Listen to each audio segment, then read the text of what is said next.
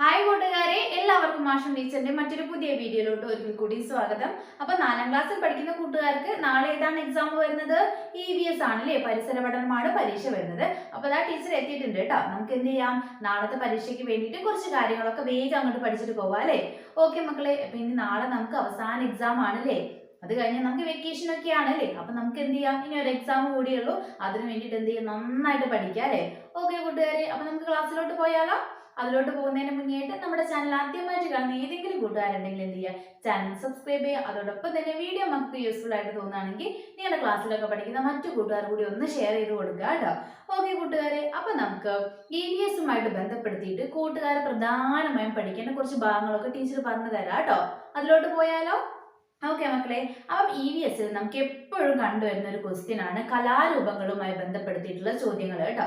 കലാരൂപങ്ങളുമായിട്ട് ബന്ധപ്പെടുത്തിയിട്ടുള്ള ഒരു ചോദ്യം വരാത്ത ക്വസ്റ്റ്യൻ പേപ്പർ ഇതുവരെ കണ്ടിട്ടില്ല ടീച്ചർ കേട്ടോ. അത്രയ്ക്ക് ഷുവറാണ്, നമുക്ക് കലാരൂപങ്ങളുമായിട്ട് ബന്ധപ്പെടുത്തിയിട്ടുള്ള ചോദ്യങ്ങൾ നമുക്ക് വരാറുണ്ട്. അപ്പൊ അത് എങ്ങനെയൊക്കെയാണ് മുൻ വർഷങ്ങളിൽ വന്നത് എന്നുള്ളത് ടീച്ചർ പറയാം കേട്ടോ. ഒരു പ്രാവശ്യം നമുക്ക് വന്നത് എങ്ങനെയായിരുന്നു, അതായത് കുറച്ച് കലാരൂപങ്ങളുടെ ചിത്രങ്ങൾ തന്നു. നമ്മുടെ തുള്ളല്, അതുപോലെ തിരുവാതിര, ഒപ്പന തുടങ്ങിയ കുറച്ച് കലാരൂപങ്ങളുടെ ചിത്രങ്ങൾ നമുക്ക് തന്നു. എന്നിട്ട് മക്കളെടുത്ത് പറഞ്ഞത് എന്തായിരുന്നു, ആ ഒരു കലാരൂപങ്ങൾ ഏതാണെന്ന് തിരിച്ചറിഞ്ഞിട്ട് അവയുടെ പേരുകൾ എഴുതാനായിട്ട് പറഞ്ഞിട്ടുണ്ടായിരുന്നു. എന്താണ്, കലാരൂപങ്ങൾ തിരിച്ചറിഞ്ഞിട്ട് അവയുടെ നേരെ തന്നിട്ടുള്ള കോളത്തിൽ അവയുടെ പേരുകൾ എഴുതാനായിട്ട് പറഞ്ഞിട്ടുണ്ടായിരുന്നു. അതിനുശേഷം ആ തന്നിട്ടുള്ള ഏതെങ്കിലും ഒരു കലാരൂപത്തെ കുറിച്ചിട്ട് ഒരു കുറിപ്പ് എഴുതാനായിട്ട് പറഞ്ഞിട്ടുണ്ടായിരുന്നു കേട്ടോ. തുള്ളലിനെ കുറിച്ചിട്ടോ, കഥകളിയെ കുറിച്ചിട്ടോ, ഒപ്പനയെ കുറിച്ചിട്ടോ, തിരുവാതിരയെ കുറിച്ചിട്ടോ, അങ്ങനെ ഏതെങ്കിലും ഒരു കലാരൂപത്തെ കുറിച്ച് ചെറിയൊരു കുറിപ്പും എഴുതാനായിട്ട് പറഞ്ഞിട്ടുണ്ടായിരുന്നു. അപ്പൊ മക്കൾ കുറിപ്പ് എഴുതാനായിട്ട് പഠിക്കുന്ന സമയത്ത് കഥകളി അതുപോലെ തന്നെ തുള്ളല്, ഈ രണ്ടിനെ കുറിച്ചിട്ട് എന്ത് ചെയ്യുക, മക്കൾ നിർബന്ധമായിട്ടും അറിഞ്ഞിരിക്കുക കേട്ടോ. അത് രണ്ടുമാണ് നമ്മൾ കൂടുതലായിട്ടും ക്വസ്റ്റ്യൻ പേപ്പറിൽ കണ്ടുവന്നിട്ടുള്ളത്. അപ്പൊ കഥകളിയും തുള്ളലിനെയും കുറിച്ച് മക്കൾ എന്ത് ചെയ്യുക, നന്നായിട്ടൊന്ന് അറിഞ്ഞിരിക്കുന്നത് നന്നാവും കേട്ടോ. പിന്നെ ഒരു പ്രാവശ്യം നമുക്ക് ചോദിച്ചിട്ടുണ്ടായിരുന്നത് നമ്മുടെ തുള്ളലിനെ കുറിച്ചിട്ട് കുറിപ്പ് എഴുതാനായിട്ട് പറഞ്ഞിട്ടുണ്ടായിരുന്നു. പക്ഷെ അതിന് നമുക്ക് കുറച്ച് സൂചനകളൊക്കെ നമ്മുടെ ക്വസ്റ്റ്യൻ പേപ്പറിൽ ഓൾറെഡി തന്നിട്ടുണ്ടായിരുന്നു കേട്ടോ. അപ്പൊ അതും അതുപോലെ തന്നെ കൂട്ടുകാർക്ക് അറിയാവുന്ന കാര്യങ്ങളൊക്കെ ഉൾപ്പെടുത്തിക്കൊണ്ടായിരുന്നു കുറിപ്പ് എഴുതാനായിട്ട് പറഞ്ഞിട്ടുള്ളത് കേട്ടോ. അപ്പൊ മക്കൾ എന്ത് ചെയ്യുക, കഥകളിയെക്കുറിച്ചും അതുപോലെ തുള്ളലിനെ കുറിച്ചും നന്നായിട്ടൊന്ന് ഓർത്തിരിക്കുക കേട്ടോ. അതുമായിട്ട് ബന്ധപ്പെടുത്തിയിട്ട് നമുക്ക് ചോദ്യങ്ങൾ വരും കേട്ടോ. പിന്നെ അതുപോലെ തന്നെ അതില് നമുക്ക് മാർഗംകളിയുടെ ഒരു ചിത്രവും തന്നിട്ടുണ്ടായിരുന്നു കേട്ടോ. മാർഗംകളിയുടെ ഒരു ചിത്രവും തിരുവാതിരയും ഒപ്പനയൊക്കെയായിരുന്നു തന്നിട്ടുണ്ടായിരുന്നത്. അപ്പൊ എന്ത് ചെയ്യാം, അത്തരം കലകളെ കുറിച്ചൊക്കെ ഒന്ന് മക്കള് ഓർത്തിരിക്കുക കേട്ടോ. പിന്നെ നമുക്ക് വന്നിട്ടുള്ളത്, നമ്മുടെ കേരളത്തിൽ ഒരുപാട് സോങ്സ് ഇല്ലേടാ, പാട്ടുകളില്ലേ. ഏതൊക്കെ പാട്ടുകളാണ് പറഞ്ഞു നോക്കിക്കേ. നമ്മുടെ മാപ്പിളപ്പാട്ട്, വടക്കംപാട്ട്, ഞാറ്റുപാട്ട്, നാടൻ പാട്ട് എന്നൊക്കെ പറയുന്ന പാട്ടുകളില്ലേ. അപ്പൊ അതുമായിട്ട് ബന്ധപ്പെടുത്തിയിട്ട് നമുക്ക് എന്ത് വന്നിട്ടുണ്ടായിരുന്നു, ചോദ്യങ്ങൾ വന്നിട്ടുണ്ടായിരുന്നു. അതെങ്ങനെയാ വന്നതെന്ന് വെച്ചാൽ എന്ത് ചെയ്തു, നമുക്ക് കുറെ പാട്ടുകളുടെ പ്രത്യേകതകൾ തന്നു. എന്നിട്ട് എന്ത് ചെയ്തു, അതിന് നേരെ പാട്ടുകളുടെ പേരുകൾ അവിടെ ഒരു ബോക്സിലായിട്ട് തന്നു. എന്നിട്ട് ഓരോ പ്രത്യേകതകൾക്കും യോജിച്ച പാട്ട് ഏതാണെന്ന് സെലക്ട് ചെയ്ത് ടേബിളിൽ കംപ്ലീറ്റ് ചെയ്യാനായിരുന്നു പറഞ്ഞിട്ടുണ്ടായിരുന്നത് കേട്ടോ. അപ്പൊ നമ്മുടെ മാപ്പിളപ്പാട്ട് എന്ന് പറയുന്ന സമയത്ത് മക്കൾക്ക് ആരെ മക്കൾ ഓർമ്മ വരുന്നത്, ആരെയാണ്, മോയിൻകുട്ടി വൈദ്യരാണ് ഓർമ്മ വരുന്നത്. അപ്പൊ ആ പേര് ഒരിക്കലും മറക്കാൻ പാടില്ല. പിന്നെ നാടൻ പാട്ടുകൾ എന്ന് പറഞ്ഞാൽ എന്താണ് മക്കളെ, നമ്മൾ തലമുറകളായിട്ട് കൈമാറി വരുന്നതിനെയാണ് നമ്മൾ എന്ത് പറയുന്നത്, തലമുറകളായിട്ട് കൈമാറി നമ്മൾ പാടിക്കൊണ്ടുവരുന്ന പാട്ടുകളാണ് നാടൻ പാട്ടുകൾ എന്ന് പറയുന്നത് അല്ലെ. പിന്നെന്താണ്, ഞാറ്റുപാട്ട് എന്ന് പറഞ്ഞാൽ മക്കൾക്ക് അറിയാലോ. എന്താ മക്കളെ ഞാറ്റുപാട്ട് എന്ന് പറഞ്ഞാല്, നമ്മൾ കൃഷിയൊക്കെ ചെയ്യുന്ന ആളുകളല്ലേ, ഞാറൊക്കെ നടുന്ന ആളുകൾ എന്ത് ചെയ്യും, അവരുടെ തൊഴിലിന്റെ ആയാസം കുറയ്ക്കാനായിട്ട്, അതായത് തൊഴിൽ ചെയ്യുന്ന സമയത്ത് അവർക്ക് ക്ഷീണമൊന്നും അറിയാതിരിക്കാൻ സമയത്ത് അവരെന്ത് ചെയ്യും, പാട്ടുകൾ പാടിക്കൊണ്ട് എന്ത് ചെയ്യും, ജോലികളൊക്കെ ചെയ്യൂലേ ഞാറ് നടുമ്പോഴൊക്കെ. അപ്പൊ അതിനെയാണ് നമ്മൾ എന്തെന്ന് പറയുന്നത്, ഞാറ്റുപാട്ട് എന്ന് പറയുന്നത്. അപ്പൊ മക്കൾ ഇത്രയും പാട്ടുകളെ കുറിച്ചൊക്കെ ഒന്ന് ഓർത്തിരിക്കുക കേട്ടോ. മാപ്പിളപ്പാട്ട്, വടക്കം പാട്ട്, ഞാറ്റുപാട്ട്, നാടൻ പാട്ട് എന്ന് പറഞ്ഞാലൊക്കെ എന്തൊക്കെയാണ്, അവയുടെ ഓരോന്നിന്റെ പ്രത്യേകത എന്തൊക്കെയാന്നുള്ള കാര്യങ്ങളൊക്കെ എന്ത് ചെയ്യുക, മക്കളൊന്ന് മനസ്സിലാക്കി വെച്ചിട്ട് പോവാ കേട്ടോ. നമുക്ക് മുന്നേ ഒരു പ്രാവശ്യം ചോദിച്ചിട്ടുള്ളതാണ്. അപ്പം എന്താണ് ടീച്ചർ പറഞ്ഞത്, കലാരൂപങ്ങളെ കുറിച്ചിട്ടൊക്കെ മക്കള് നന്നായിട്ട് പഠിക്കുക. അതുമായിട്ട് ബന്ധപ്പെടുത്തിയിട്ട് നമുക്ക് ചോദ്യങ്ങൾ പൊതുവെ കണ്ടുവരാറുണ്ട്. ഓക്കെ മക്കളെ, പിന്നെ നിങ്ങൾ പഠിക്കേണ്ടത്, അതായത് നമുക്ക് മുൻ വർഷങ്ങളിൽ ചോദിച്ചിട്ടുള്ള എപ്പോഴും നമുക്ക് ചോദിച്ച് കാണുന്ന ഒരു ക്വസ്റ്റ്യൻ ആണ്, നമ്മുടെ വിവിധ തരം പക്ഷികളെ നമ്മൾ പഠിക്കുന്നില്ലേ, പക്ഷികളും അവയുടെ ശാരീരിക പ്രത്യേകതകളെ കുറിച്ചൊക്കെ നമ്മൾ പഠിക്കുന്നില്ലേ. ഓരോ പക്ഷി, ഇപ്പൊ താറാവിന്റെ, അതുപോലെ തന്നെ പരുന്തിന്റെ, പിന്നെ നമ്മുടെ തത്ത, അങ്ങനെ തുടങ്ങിയ ഒരുപാട് പക്ഷികളുടെ ശാരീരിക പ്രത്യേകതകൾ നമ്മൾ പഠിക്കുന്നില്ലേ. അനുകൂലനം എന്താന്ന് കൂട്ടുകാർക്ക് അറിയില്ലേ. അപ്പൊ ഈ കാര്യങ്ങളൊക്കെ എന്ത് ചെയ്യാം, മക്കളൊന്ന് വായിച്ചിട്ട് പോവാട്ടെ. അത് ഒരുവിധം എല്ലാ കൂട്ടുകാർക്കും പെട്ടെന്ന് ആൻസർ പറയാൻ പറ്റുന്നതാണ്. അപ്പൊ താറാവിന്റെ ശാരീരിക പ്രത്യേകതകൾ എന്തൊക്കെയാണ് മക്കളെ, എങ്ങനെയൊക്കെയാണ് അത് അതിന് പ്രയോജനപ്പെടുന്നത്, എന്നുള്ള രീതിയിൽ നമുക്ക് മുന്നൊരു പ്രാവശ്യം ചോദിച്ചിട്ടുണ്ടായിരുന്നു കേട്ടോ. ഓക്കെ മക്കളെ, അപ്പൊ നമുക്ക് താറാവിന്റെ കാര്യം എടുക്കാം. താറാവിന് എന്തൊക്കെ പ്രത്യേകതകളുണ്ട് മക്കളെ? ആ ചർമ്മബന്ധിതമായിട്ടുള്ള കാലുകളാണ് അല്ലേ. പിന്നെയോ അതിന് തൂവലുകൾക്ക് ഒരു പ്രത്യേകതയുണ്ട്. എന്താണ്? എണ്ണമയമുള്ള തൂവലുകളാണ് അല്ലേ. അപ്പൊ താറാവിന്റെ ഈ ചർമ്മബന്ധിതമായിട്ടുള്ള കാലുകൾ എങ്ങനെയാണ് അതിന് ഉപയോഗപ്പെടുന്നത്? എങ്ങനെയാണ്? ആ വെള്ളത്തിൽ തുഴഞ്ഞു പോവാന് ഉപയോഗപ്പെടുന്നുണ്ട് അല്ലേ. പിന്നെ അതിന്റെ ആ പരന്ന കൊക്ക് അല്ലേ, പരന്ന ചുണ്ട് അതിനെങ്ങനെയാണ് ഉപയോഗപ്പെടുന്നത്? അതിന് ചെടിയിൽ നിന്നൊക്കെ ഇരയെ പിടിക്കാനൊക്കെ അത് ഉപയോഗപ്പെടുന്നുണ്ട് അല്ലേ. അപ്പൊ ഇത്തരത്തില് താറാവിന്റെ അനുകൂലനങ്ങൾ, പരുന്തിന്റെ അനുകൂലനം, തത്തയുടെ അനുകൂലനം, പിന്നെ മീനിന്റെ അനുകൂലനം, ഇത്തരം ജീവികളുടെ അനുകൂലനങ്ങളൊക്കെ ഒന്ന് പഠിച്ചിരിക്കുക. അതോടൊപ്പം തന്നെ ഇവ ഓരോന്നും എങ്ങനെയാണ് അവർക്കത് പ്രയോജനപ്പെടുന്നത് എന്നുള്ള കാര്യം കൂടി എന്ത് ചെയ്യുക, മക്കളൊന്ന് നോക്കി വെക്കുക കേട്ടോ. അതുമായിട്ട് ബന്ധപ്പെടുത്തി നമുക്ക് എപ്പോഴും ചോദ്യങ്ങൾ കണ്ടുവരാറുണ്ട് കേട്ടോ മക്കളെ. ഓക്കെ, അപ്പൊ ആ കാര്യങ്ങളൊന്ന് ഓർത്തിരിക്കുക. പിന്നെ മക്കൾക്ക് വരാവുന്ന മറ്റൊരു ക്വസ്റ്റ്യൻ എന്ന് പറയുന്നത് നമുക്ക് മുന്നേ ഒരു പ്രാവശ്യം ചോദിച്ചിട്ടുള്ളതായിരുന്നു. നമുക്ക് നമ്മുടെ സ്വാതന്ത്ര്യ സമരവുമായിട്ട് ബന്ധപ്പെട്ട കുറച്ച് പിക്ചേഴ്സ് തന്നിട്ടുണ്ടായിരുന്നു. എന്താണ്? സ്വാതന്ത്ര്യ സമരവുമായിട്ട് ബന്ധപ്പെടുത്തിയിട്ടുള്ള കുറച്ച് പിക്ചേഴ്സ് തന്നിട്ടുണ്ടായിരുന്നു. എന്നിട്ട് അതിന് നേരെ നമുക്ക് ആ സമരങ്ങളുടെ പേരുകളും തന്നിട്ടുണ്ടായിരുന്നു. അപ്പോൾ ഓരോ പിക്ചർ വായിച്ചിട്ടും അത് ഏതാണ് സമരം എന്ന് കണ്ടെത്തിയിട്ട് അതിലോട്ട് മാച്ച് ചെയ്യാനായിട്ട് പറഞ്ഞിട്ടുണ്ടായിരുന്നു. സമരങ്ങളുടെ പേരുകളല്ല, പക്ഷെ അത് വായിച്ചാൽ അതുമായിട്ട് ബന്ധപ്പെട്ട ഇൻസിഡന്റ് ആയിരുന്നു തന്നിട്ടുണ്ടായിരുന്നത് കേട്ടോ, സംഭവങ്ങളായിരുന്നു തന്നത്. അപ്പോൾ ഓരോ ചിത്രവും ഏതിലോട്ടാണ് മാച്ച് ചെയ്യുന്നത് എന്നുള്ളത് കണ്ടെത്തിയിട്ട് മാച്ച് ചെയ്യാനായിട്ട് പറഞ്ഞിട്ടുണ്ടായിരുന്നു കേട്ടോ. അപ്പോൾ അതിൽ നമുക്ക് തന്നിട്ടുള്ളത് ഉപ്പു സത്യാഗ്രഹത്തിന്റെ പിക്ചർ, അതുപോലെ തന്നെ ജാലിയൻ വാലാബാഗ്, പിന്നെ അതുപോലെ നിസ്സഹരണ സമരമൊക്കെ ഇല്ലായിരുന്നോ, അതിന്റെ ഒക്കെ പിക്ചർ ആയിരുന്നു തന്നിട്ടുണ്ടായിരുന്നത്. അപ്പൊ അതേ രീതിയിൽ ഏതിന്റെങ്കിലും പിക്ചർ തരികയാണെങ്കിൽ നമുക്ക് എന്ത് ചെയ്യാനായിട്ട് പറ്റണം? അത് ഏത് സമരമാണ് എന്നുള്ളത് തിരിച്ചറിയാനായിട്ട് പറ്റണം കേട്ടോ. അതുപോലെ തന്നെ ഓരോ സമരത്തിന്റെ പ്രത്യേകതകൾ എന്ത് ചെയ്യുക, മക്കളൊന്ന് ഓർത്തിരിക്കുക.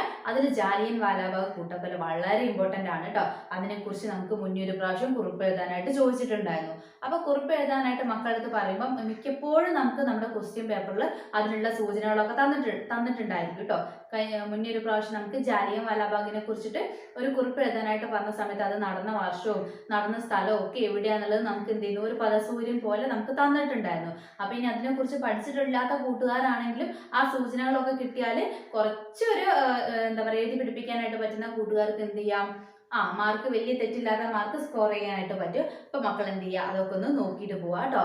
നമ്മുടെ ജാലിയൻ വാലാബാഗ് നടന്നിട്ടുള്ള വർഷം ഒന്ന് പറഞ്ഞേടാ, പറഞ്ഞേ മക്കൾ. എന്ത് ചെയ്യുക, അറിയുന്ന കൂട്ടുകാർ എല്ലാവർക്കും അറിയും, അറിയുന്ന കൂട്ടുകാരല്ല എല്ലാവർക്കും അറിയും. അപ്പൊ എന്ത് ചെയ്യുക, എല്ലാവരും നമ്മുടെ കമന്റ് ബോക്സിൽ പറയാട്ടോ ജാലിയൻ വാലാബാഗ് കൂട്ടക്കൊല നടന്നിട്ടുള്ള വർഷം എല്ലാവരും എഴുതണേട്ടോ.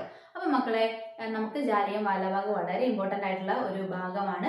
ആ ഏരിയ എന്ത് ചെയ്യുക, മക്കൾ നോക്കിയിട്ട് പോവാട്ടോ. ഇനിയിപ്പോൾ സൂചനകളൊക്കെ ക്വസ്റ്റ്യൻ പേപ്പറിൽ തരുന്ന ടീച്ചർ പറഞ്ഞിട്ടുണ്ട്, അതുകൊണ്ട് ഞാനൊന്നും പഠിക്കുന്നില്ല എന്ന് പറഞ്ഞിട്ടിരിക്കേണ്ട. നമുക്ക് സൂചനകൾ തരാതെയും ചോദിക്കാം. ചിലപ്പം കുറച്ച് ചിത്രങ്ങൾ മാത്രം തന്നുകൊണ്ട് നമുക്ക് എന്ത് ചെയ്യും, നമ്മൾക്ക് ചിലപ്പോൾ കുറിപ്പ് എഴുതാനായിട്ട് പറയാം. അപ്പൊ മക്കൾ എന്ത് ചെയ്യുക, അതിനെക്കുറിച്ച് ഡീറ്റെയിൽ ആയിട്ടൊന്ന് പഠിച്ചിട്ട് പോവാട്ടോ. ഓക്കെ മക്കളെ, പിന്നെ നമുക്ക് പ്രധാനപ്പെട്ട ഒരു കാര്യമാണ് നമ്മുടെ അമാവാസി പൗർണമി. ഇതും എപ്പോഴും നമ്മുടെ ക്വസ്റ്റ്യൻ പേപ്പറിൽ കാണുന്ന ഒരു ചോദ്യമാണ് അമാവാസി പൗർണമി എന്നുള്ള കാര്യം കേട്ടോ. അത് ടീച്ചർ ഇട്ടിട്ടുള്ള മുൻവർഷ ക്വസ്റ്റ്യൻ പേപ്പറിന്റെ വീഡിയോ കണ്ടിട്ടുള്ള കൂട്ടുകാരാണെങ്കിൽ നിങ്ങൾക്ക് അറിയായിരിക്കും. അതിലൊക്കെ വന്നിട്ടുണ്ട് ഇത് അമാവാസി അല്ലെങ്കിൽ പൗർണമിയൊക്കെ കുറിച്ചിട്ട് ചോദ്യങ്ങൾ വന്നിട്ടുണ്ട്. അപ്പൊ അതിന്റെ ചിത്രീകരണമൊക്കെ എന്ത് ചെയ്യുക, മക്കളൊന്ന് നോക്കിയിട്ട് പോകണം കേട്ടോ. എപ്പോഴും ഒട്ടുമിക്ക സമയത്ത് നമുക്ക് ചിത്രീകരണം തന്നെയാണ് ചോദിക്കാറുള്ളത്. പിന്നെ അമാവാസിയുടെ പ്രത്യേകത എന്താണ്, പൗർണമിയുടെ പ്രത്യേകത എന്താണ് എന്നുള്ള കാര്യങ്ങളൊക്കെ എന്ത് ചെയ്യാം, മക്കള് നോക്കിയിട്ട് പോവാ കേട്ടോ. ഓക്കെ മക്കളെ, പിന്നെ നമുക്ക് വരാൻ സാധ്യതയുള്ള മറ്റൊരു കാര്യമാണ് ഏതെങ്കിലും ഒരു പരീക്ഷണം.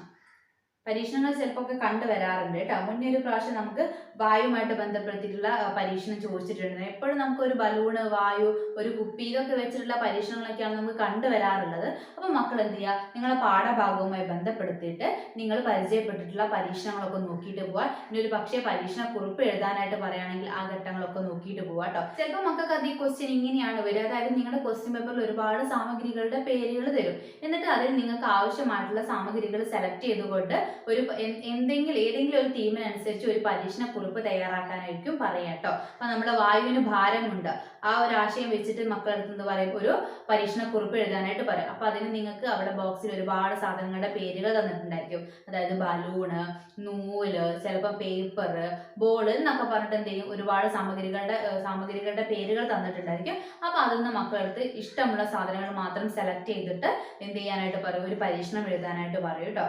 അപ്പൊ നമുക്ക് വായുവിന് ഭാരമുണ്ട് എന്ന് തെളിയിക്കാനായിട്ട് പറ്റുന്ന ഒരു പരീക്ഷണം എന്താടാ, എന്ത് പരീക്ഷണമാണ്? നമ്മൾ ഒരു എന്ത് ചെയ്യുക, ഒരു സ്റ്റിക്ക് എടുക്കുക, അല്ലെ ഒരു വടി എടുത്തിട്ട് അതിന്റെ രണ്ടറ്റത്തും എന്ത് ചെയ്യുക, രണ്ട് ബലൂണുകൾ വീർപ്പിച്ച് നമ്മൾ എന്ത് ചെയ്യുക, കെട്ടിയിട്ട് വെക്കുക. എന്നിട്ട് നമ്മൾ എന്ത് ചെയ്യും, നമ്മൾ ത്രാസിലൊക്കെ ഇങ്ങനെ പിടിക്കില്ലേ, ഈക്വലായിട്ട് പിടിക്കുന്ന രീതിയിൽ എന്ത് ചെയ്യുക, അനങ്ങാത്ത രീതിയിൽ അങ്ങനെ വെച്ചുകൊണ്ടിരിക്കുക. എന്നിട്ട് നമ്മൾ എന്ത് ചെയ്യുക, ഒരു സൈഡിലുള്ള ബലൂൺ കുത്തി പൊട്ടിക്കുന്ന സമയത്ത് എന്ത് സംഭവിക്കും മക്കളെ?